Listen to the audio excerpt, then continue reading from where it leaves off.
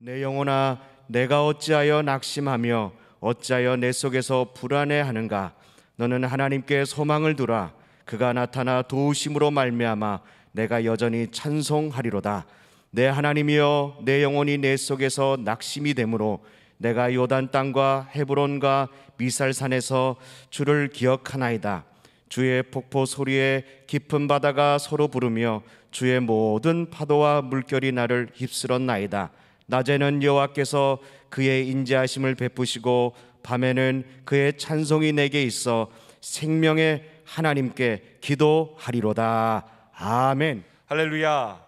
이렇게 또 4단계지만 하나님 앞에 예배드릴 수 있도록 인도하신 하나님께 감사와 영광을 올려드립니다. 어느 곳에서는 그 종교적인 이념 때문에 예배를 드리지 못하는 곳도 있다고 하는데, 또한 이러한 환경 가운데서도 우리가 어떤 환경 가운데 하나님 앞에 예배 드릴 수 있다는 것 자체로도 하나님 앞에 감사할 수 있어야 될 줄로 믿습니다. 오늘 인생의 밤이라고 생각하는 밤, 참 어둡죠. 또 그곳에서 인생의 어두운 밤을 지날 때는 사람들이 빨리 지나기를 원하지만 그 가운데도 하나님의 특별한 섭리가 있으며 우리가 그 밤을 하나님께서 우리에게 허락하신 이유를 다시 한번 깨닫고 하나님 앞에 인생이 회복되는 복된 시간 되기를 예수 그리스도의 이름으로 축원드립니다. 여러분, 죄와 벌, 도에프스키라는 위대한 작가에 대해서 알고 계실 것입니다. 위대한 작가가 어떻게 그냥 만들어진 것이 아니라 그의 인생을 보면 참 처참하기 그지없습니다. 아버지는 자신이 어렸을 때 살해를 당했으며 자신이 젊었을 때 잘못해서 어떤 혁명당의 글을 잘못 인용하여 사용하다 보니까 그것이 고발되어 그는 사형의 위기까지 갔지만 황제의 특사로 또한 시베리아에 4년간 유배됩니다. 그리고 4년 동안 또 그곳에서 다시 한번 복무를 하며 어려운 기간을 보냈죠. 그곳에서 그러한 어려움을 지나고 끝난 것이 아니라 그는 다시 그곳에 나와서 결혼을 합니다. 그러나 첫 번째 결혼은 실패. 다시 재혼을 했지만 그의 첫 아들은 추위와 가난 때문에 목숨을 잃습니다.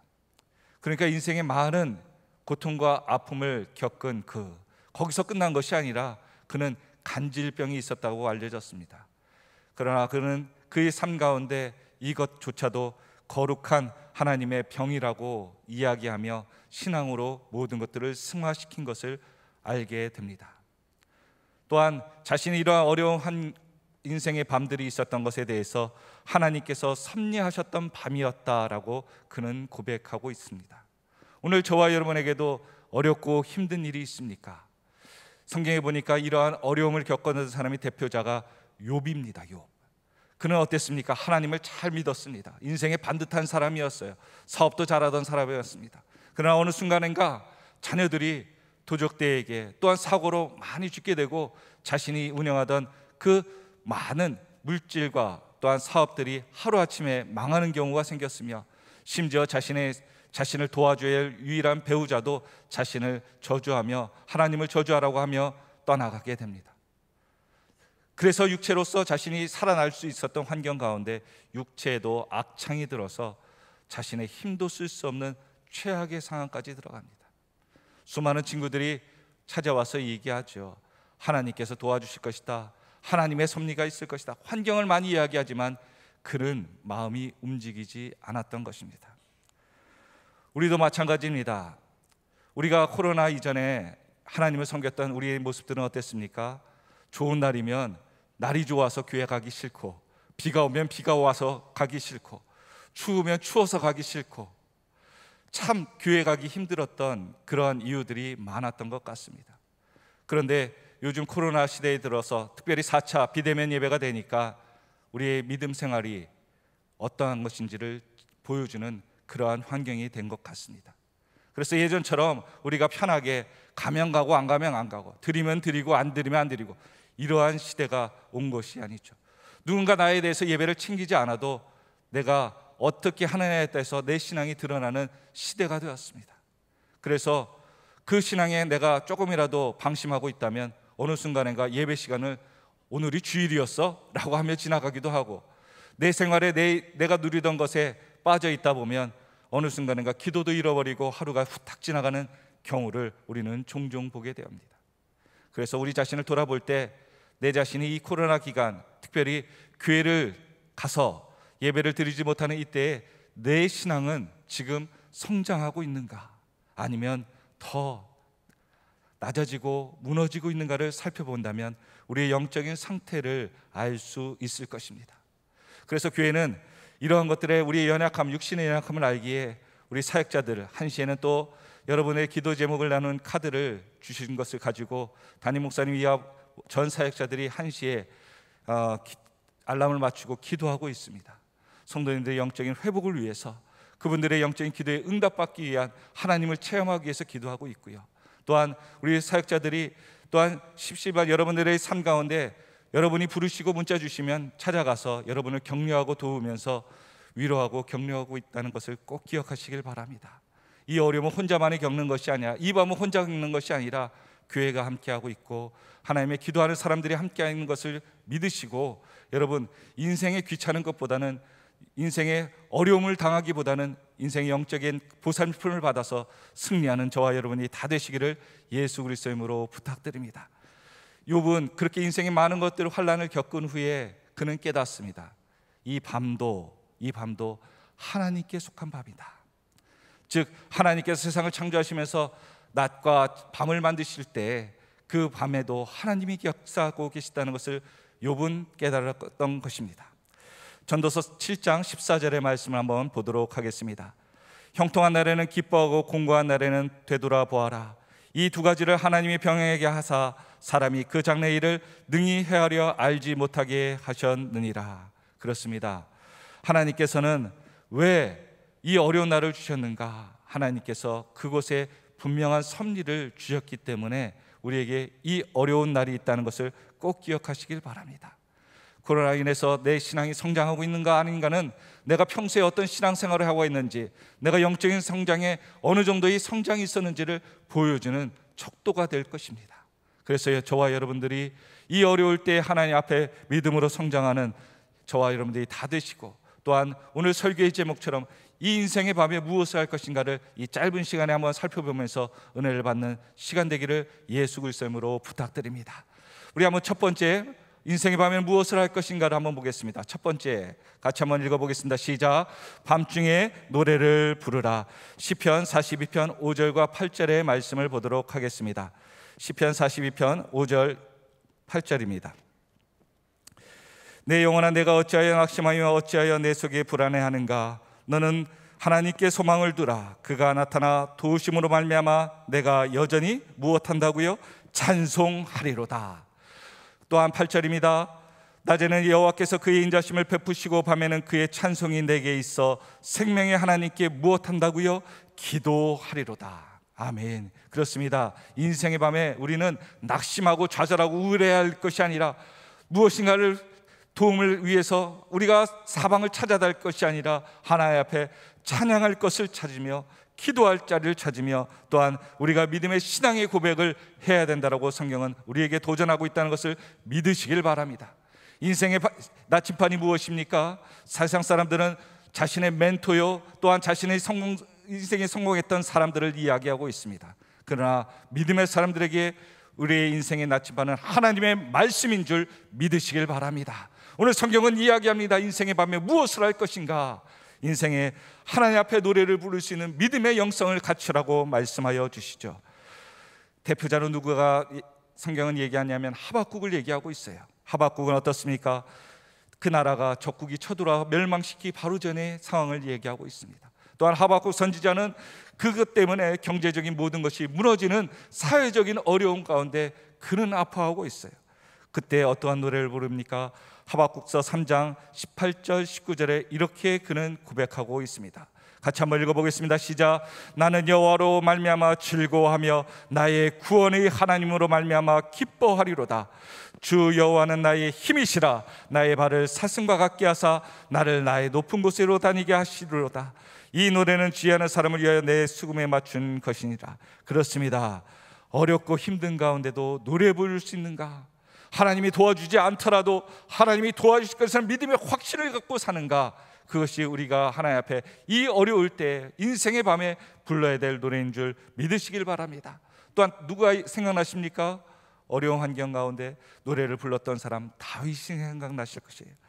다윗은 건강이 아팠을 때, 건강이 안 좋을 때 그는 그 아픔 가운데서도 누구를 찾습니까? 하나님을 찾으며 시편 30편 5절에 이렇게 고백하고 있습니다. 그의 노움은 잠깐이요 그의 은총은 평생이로다.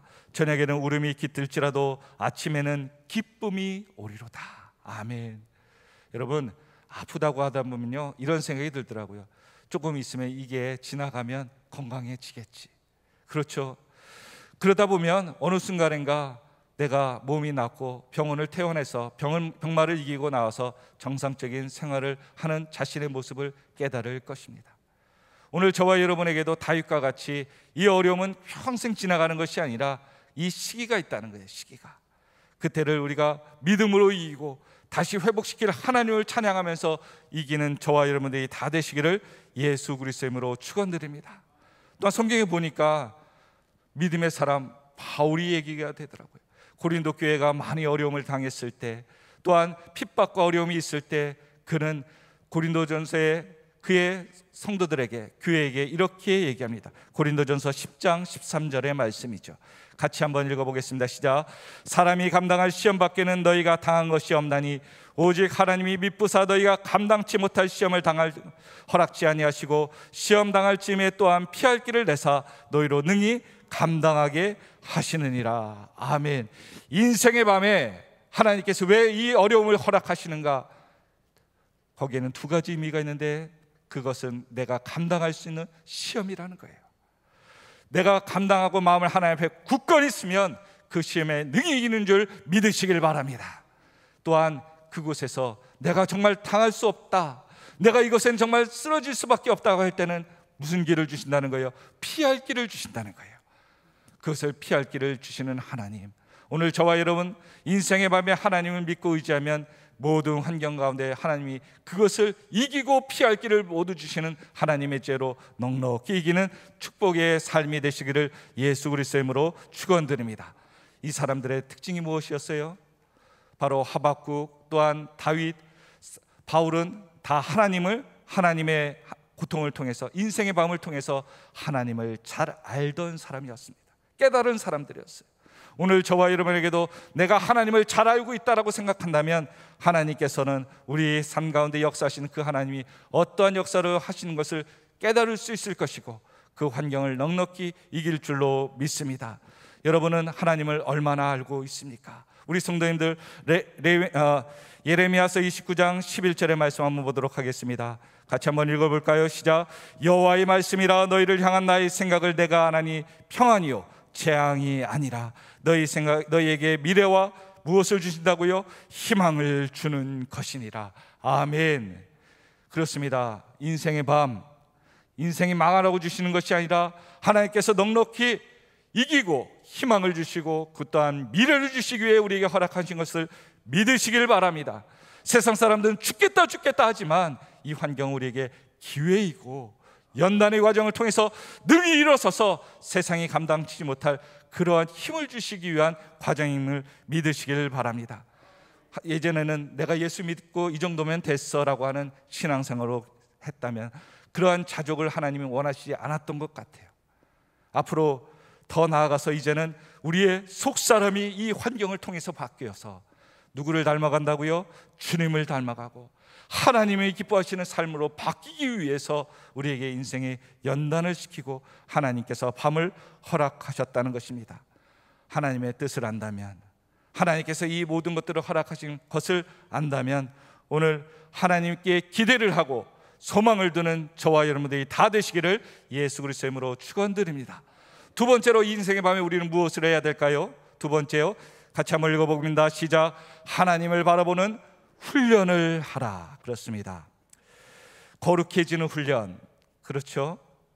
바로 우리 담임 목사님 말씀하신 것처럼 우리는 하나님 앞에서 훈련돼야 되는데 거룩을 훈련하기 위해서 인생의 밤을 허락하셨다는 거예요. 세상에 찌들었던 인생 가운데 하나님 앞에 거룩한 백성으로 나오기 위해서 구별하는 인생을 살아야 됩니다. 세 가지를 구별해야 된다고 그러죠. 무엇을 구별한다고요? 장소를 구별해야 된다는 거예요. 하나님 앞에 드리는 곳, 예배의 장소, 하나님 앞에 마음을 두는 장소, 또한 내가 거룩한 백성으로 가야 될 장소들을 구별하고 살아야 된다는 거예요. 또한 시간을 구별하는 거죠. 이 시간 저 시간이 막 섞여서 내 시간인지 하나님 시간인지 악의 일로서 빠져있는 시간인지 하나님의 시간인지 섞여 있는 시간이 아니라 모든 것에 거룩하게 구별하라는 것입니다. 또한 시간을 구별하라고 말씀하시죠. 시간, 하나님 앞에 장소와 물질과 시간을 구별하여서 드릴 때 하나님께서 그것을 거룩하게 받으신다는 거예요. 오늘 저와 여러분 인생 살아가면서 신앙에 많은 실패한 이유가 무엇입니까? 구별이 없기 때문이에요. 그 구별에 거룩함이 없기 때문입니다. 이제는 인생의 밤에 우리가 하나님 앞에서 하나님을 바라보는 훈련을 하기 위해서 이 세 가지 장소와 시간과 물질을 구별하여서 하나님 앞에 나가는 저와 여러분들이 다 되시기를 예수 그리스도의 이름으로 축원드립니다. 이스라엘 백성들이 출애굽을 했을 때 이 하나님께서 며칠 뒤면 가나안 땅에 갈 수 있는 백성들을 또한 그 가까이 갈 수 있는 그 길은 물이 많고 또한 먹을 것이 많았던 곳이라고 합니다. 오아시스, 강줄길 따라서 올라가는 길이라고 하죠. 그런데 하나님께서는 그 길을 인도하지 않고 이스라엘 백성들을 출애굽을 시켜서 광야로 끌고 가서 몇십 년 동안 훈련을 시킨 이유가 뭘까요? 사람들은 그렇게 얘기합니다. 왜 하나님은 고생을 시킬까? 그러나 하나님의 뜻이 있었던 거예요. 430년 동안 애굽에서 고센 땅에서 평화롭게 목축업하며 아무런 걱정 없이 살던 사람들이 이제 가나안의 족속들을 바로 만난다면 이 블레셋에 있던 수많은 장수들과 같은 사람들이 있던 철기 문화의 사람들을 그들이 싸우면 싸울 수 있을까요? 여러분 생각해 보십시오. 지금 군대도 가보지 않은 학생 아이가 특공대 막 무술 열심히 하는 그러한 고수들과 싸움을 한다면 누가 이기겠습니까? 부딪히는 아이가 불쌍할 것입니다. 하나님 보시기에 이스라엘 백성들도 그랬던 거예요. 그들이 바로 가나안 땅에 들어가면 그들은 백전백패고 심지어 하나님을 원망하고 애굽으로 다시 돌아갈 것이다. 하나님은 이 광야 인생의 밤을 통과하게 하여서 그들을 무장시키신 거예요. 뭐 하시기 위해서? 복된 땅에 들어가게 하기 위해서. 오늘 저와 여러분도 인생의 이러한 어려운 밤 하나님께서 연단시키는 줄 믿으시길 바랍니다. 그래서 그 연단의 훈련의 과정을 통해 누구를 바라보는 거예요? 하나님을 바라보는 거예요. 이전에는 그 땅에 고센 땅에 머물러 땅을 바라보고 땅의 소산물을 바라봤던 인생이라면 이제는 아무것도 없는 곳에서 오직 주시는 하나님의 섭리만을 바라보고 사는 인생, 그 사람이 하나님 나라에 합당하고 하늘에 올라갈 수 있다라고 하나님은 가르쳐주는 줄 믿으시길 바랍니다. 여러분 인생에 축복은 다 좋은 게 아니더라고요. 축복은 다 좋은 것이 아니라 그 사람의 내면이 준비되어 있지 않으면 그것이 저주더라고요. 여러분 돈 관리를 잘 못하는 사람에게 로또 맞았다고 큰 돈을 줘보십시오. 돈 관리 잘할 수 있을까요? 옆에 있는 사람들이 답답해요. 다 사기 맞을 수 있어요. 사회생활 안 해본 학생에게, 자녀 어떤 청년에게 큰 기업을 사장으로 맡겨준다면 사업장이 잘 운영될까요? 하루아침에 무너지고 모든 사람이 불안해할 것입니다. 마찬가지로 축복이란요, 내적으로 외적으로 준비된 사람들이 받을 때 그것이 은혜가 된다는 거예요. 우리는 세상에 대해서 많은 것들을 훈련하고 있습니다. 그러나 더 중요한 것은 내 영적인 내면의 훈련이 필요하다는 거예요. 그 내면의 훈련은 무엇입니까? 바로 하나님을 바라보는 거예요. 오늘 저와 여러분에게도 이 어려운 환경 가운데 내가 누구를 바라보고 있느냐, 내 영적인 것들의 척도가 되어야 되는 거예요. 내가 어려운 환경 가운데 하나님은 생각나지 않아. 세상의 각종 방법이 생각나고 누군가에게만 의지하는 것만 생각나. 영적으로 아직도 훈련되어야 되는 겁니다. 그러나 우리 소망이 있는 것은 무엇입니까? 우리가 우리의 신앙을 하나님께 같이 볼 수 있는 동역자들이 있다는 거예요. 지체들이 우리 가운데 있다는 거예요.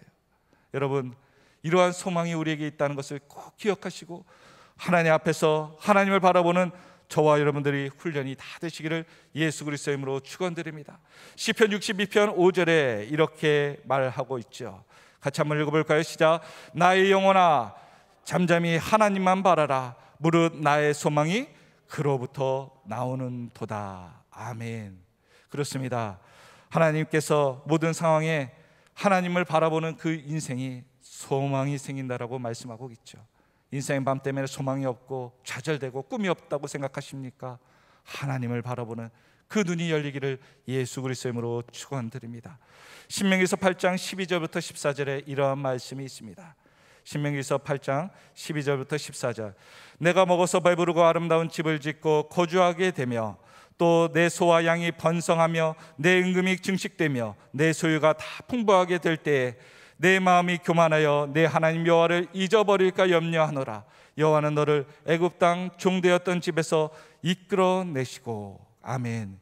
그렇습니다. 우리 신앙생활할 때 이전에는 편하게 예배드렸을 때는 합리적인 말로 우리의 신앙들을 참 흐트렸던 것 많아요. 바빠서요, 또한 일이 많아서요, 그러면서 예배드리는 것, 또한 물질을 드리는 것에 우리의 마음들이 다 누였던 것들을 기억합니다. 그런데 이 환경 가운데 인생의 밤이 딱 되다 보니까 이제 우리가 드렸던 모든 것들을 드릴 수 없을 때 결국 나는 그 핑계를 다 내려놓았을 때 나는 하나님 앞에 집중하고 있는가를 우리는 볼 수 있죠. 근데 대부분 그 핑계를 냈던 분들이 모든 것들을 할 수 없을 때에도 하나님께 집중하느냐, 잘 그러지 못하더라고요. 훈련되어 있지 않기 때문에, 그러한 습관이 되어 있지 못하기 때문에. 요즘 아이들이 이제 방학이 하였지만 이전까지 방학 전까지는 영상 수업을 하였죠. 그러다 보니까 아이들이 컴퓨터나 노트북이 필요해서 그것을 보고 이제 수업을 하게 됩니다. 그런데 보통 아이들이 열심히 공부하는 아이들이지만 특정 아이들, 저희 아이들 같은 아이들은 꼭 게임을 같이 병행하더라고요. 공부와 게임은 병행할 수 있는지 참 모르겠습니다. 요즘 아이들은 그렇게 할 수 있는지 모르겠지만, 그러니까 이제 잔소리를 하게 되는 거예요. 야, 키보드 소리 들린다. 수업할 때는 키보드 잘 안 누르거든요. 게임할 때만 열심히 키보드와 마우스가 움직입니다. 타다닥 소리가 나니까 야, 소리가 많이 들린다. 그러면서 이제 하면서 아이들이 줄인다. 근데 아이들이 말을 듣나요? 그때뿐이죠. 부모님이 딴 일을 하고 계시면 아이들은 딴짓을 또 하게 됩니다. 아이들에게 수없이 말을 해도 말을 듣지 않습니다. 아이들은 지금 게임에 빠져 있고 자신이 누릴 수 있는 것을 누리고 있기 때문입니다. 그런데 어느 순간인가 컴퓨터가 말을 듣지 않거나 또한 부모님이 하도 말을 안 듣다 보니까 아이들의 컴퓨터를, 노트북을 빼앗습니다. 공부하지 마라. 그렇게 할 거면은 학교 선생님들도 기분 나쁠 거다. 속이는 것으로 하지 마라 라고 하면 아이들은 무슨 생각을 합니까? 이 노트북과 컴퓨터가 누구의 것이에요? 부모가 준 것을 그제서야 깨닫습니다. 그 다음부터는 이제 부모의 말을 조금씩 듣는 거죠. 세상에 살아가는 것도 마찬가지입니다. 이것이 모든 것이 하나님께서 나에게 주신 것, 건강, 물질, 환경을 내게 주신 것을 우리는 모르고 즐기기에 바빴어요. 그런데 이것을 모두 하나님께서 제한하시고 걷어가실 때 이제 그것이 누구로부터 온 것을 깨닫습니까? 하나님께로부터 온 것을 우리가 깨닫습니다. 그렇습니다. 오늘 저와 여러분들 세상에 빠져 있다고 하나님께서 우리에게 훈련시키기 위해서, 하나님만 바라보기 위해서, 그것을 충분히 하나님을 인신 것을 깨닫게 하기 위해서 잠시 멈추게 하신 것은 아닐까요? 오늘 이러한 훈련, 하나님을 바라보는 훈련을 통해서 우리의 영적인 것들, 공급하시는 하나님을 다시 한번 깨닫고 나아가는 저와 여러분들이 다 되시기를 예수 그리스도의 이름으로 부탁드립니다. 마지막으로 세 번째입니다. 세 번째, 같이 한번 읽어보겠습니다. 시작. 사명자임을 깨달으라. 그렇습니다. 하나님께서 이 어두움의 밤을 우리가 지나게 하시는 것은 바로 사명자로 세우는 과정이라는 거예요. 저와 여러분 가운데 하나님께서 왜 우리를 부르셨을까요? 사명자로 만드시기 위해서죠. 이용규 선교사님의 간증의 이야기에 보면 러시아에 예수 구원교회라고 큰 교회, 성령이 뜨거운 교회가 있다고 합니다. 여기에 담임 목사님의 인터뷰가 이렇게 되더라고요. 이 15살에 하나님 앞에 헌신한 이 목사님께서 시베리아에 선교사로 나가셨다고 합니다. 그런데 너무 춥고 사람들에게 전도하는 게 힘들었다고요. 어느 날 자신의 큰 아들이 보이지 않는 겁니다. 찾아보니까 며칠 뒤에 시신으로 발견된 겁니다. 그는 누가 이 아이를 죽였는가에 대해서 이 억울함 가운데 주변의 사람들을 곳곳에 찾아다니면서 경찰을 의지하지 않고 조사하고 탐방하기 시작하는 거예요. 여러 사람들에게 들쑤시고 다니니까 경찰이 들어와서 다시 한번 이야기합니다. 경고합니다. 당신이 교회에서 예배만 드리지 않는다면, 이렇게 여러 사람들을 불편하게 하고 다닌다면 이곳을 떠나라고 말입니다. 선교사님은 하나님 앞에 이 땅에 대한 미련은 없다, 기도하고 떠나야겠다라고 생각했을 때 하나님이 말씀하시더랍니다. 내가 한 사람 한 사람 만날 때 하나님의 복음을 전해라. 그리고 너희 아들을 죽였던 살인자가 그 복음을 들을 때까지 그 복음을 전하라고 사명을 주시더랍니다. 그는 몸부림치며 정말 이것을 할 수 있습니까? 라고 얘기했을 때 결국 하나님 앞에 순복하고 그 말씀을 순종했을 때 이 예수 구원 교회가 이 지역의 뜨거운 성령의 역사의 교회가 되었다고 하죠. 이용규 선교사님의 이 내용을 이야기하며 떠남이라는 글에 이렇게 말을 남겼다고 합니다. 우리의 아픈 배후에는 우리의 사명이 숨겨져 있습니다.